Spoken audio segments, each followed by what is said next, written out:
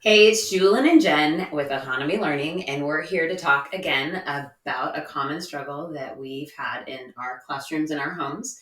And today it's about kids that either say or have a mindset that they're not smart. Yep, we hear these words in our classroom, right? We hear, I can't do this, I'm not smart.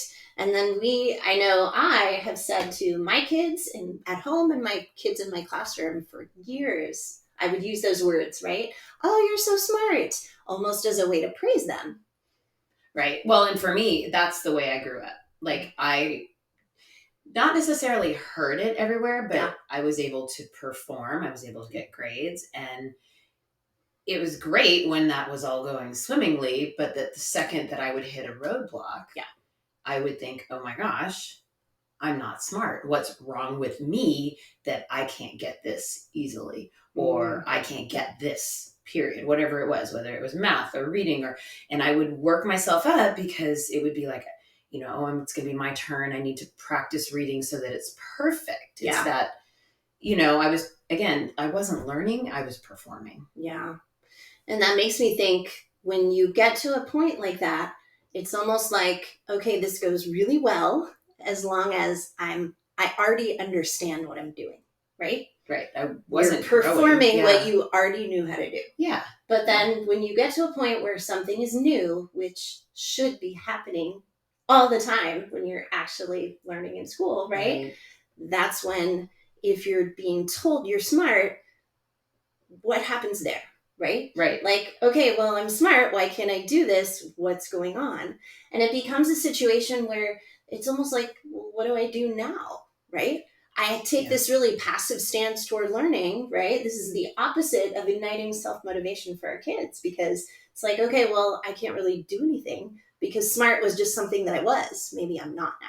Right. And it was this whole thing in my head, right? Yeah. About, like, I don't want to tell anybody that I don't get it. Yes. Because it almost becomes like a shame kind of situation that plays out 100%. Yes. Like, it became this whole sense of I didn't feel adequate. I felt like an imposter, right? And I didn't even know how to ask for help because I would be embarrassed so it really, by admitting it. It shuts down authentic learning. Oh, which 100%. Is never what we want, 100%. Right? So what can we say to kids instead, right? I'm just thinking about like my own older kid. I used to tell him, you're so smart all the time, right? And now I try to be much more aware and not praise that kind of piece that he can't control. I look for where he put in effort to something. Right? So if he worked really hard on a project and it turned out really well, I'm not going to say, oh, you're so smart. I'm going to say, wow, you really took the time to research really carefully. I see that you organized all of your materials. I see that you put effort into this. You used your resources. All of those pieces are elements of that high quality final product that he can control. And if I notice those, he's going to be much more likely that next time to think back to, oh, all these choices that I made helped me have that high quality final product. I'm going to try some of those same things next time.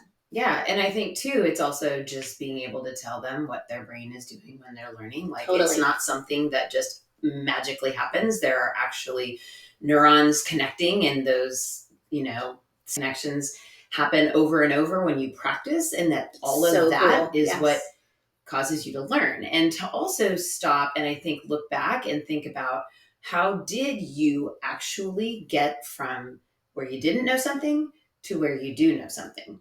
Was that like an automatic jump? No, you did a lot of little steps. And remember, that's what you're doing all the time, and normalizing that process that goes over and over and over when we learn, so that they're not left like I was, where I was like, oh my gosh, I don't get this. And it just shut me down. It was more like, if I had had that mindset, I might thought, okay, so this is something that I don't know yet. And maybe I need to go ask a question, or maybe I need to go look at another example, or it's okay. It wasn't going to be a personalized thing about me. It's not your identity. Yes. Bingo. Yes. Exactly. And I love that, focusing on the process, right? Because that's a piece that kids can really learn to manage, right? It's not something that is just luck that they were born with. It's a set of skills that we're all building. Right. And that continually happens. Like, that's So again, thank goodness. Oh, I know. Well, and being able to share like things that I'm doing now that I'm learning, right? Or having them teach me something and just narrate, hey, I didn't know that before. That doesn't mean that I'm not smart. It means I didn't know that skill. And look what you just did to help me learn that, right? And just explaining it as a set of skills that you're, encountering and learning. That's really helping to make that emotional culture in your house one of learning and growing all the time. Yeah. And classroom too. I mean, I think it's that idea too of every time that we, had our kids sent off to a task, it was like focus on the process, not working quickly and did I get it and am I done? Like that wasn't.